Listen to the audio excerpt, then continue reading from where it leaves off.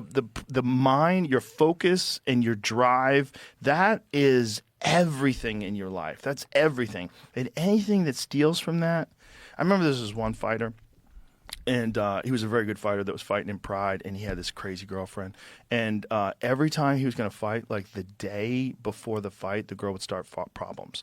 And she would start fights, and she'd scream. She left the hotel at like 1 o'clock in the morning and went down to the bar. She wanted him to fail. She wanted to be more important than his fighting career. And his fighting career was so important and so overwhelming that she felt like she wasn't getting the attention that she needed, so she would go get attention from him, and she would steal from him, and it was crazy. And this guy, and he never wound up being a champion. And he was a very talented guy too. I don't want to say his name, but it was one of those things where it's like, man, there are people in your life you got to recognize when you're dealing with that kind of a person. You got to recognize that. You got to cut them out. You got to get rid of them. They're stealing. They're stealing from your focus. They're stealing from your ability to create excellence. And that's what you're in the business of.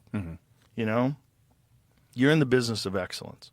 And anybody that's trying to steal from that, like, those are liabilities. They're, you know, that's like you got a hole in the bottom of your boat. You got to patch that shit up. Yeah. Well, it's just like Mike Tyson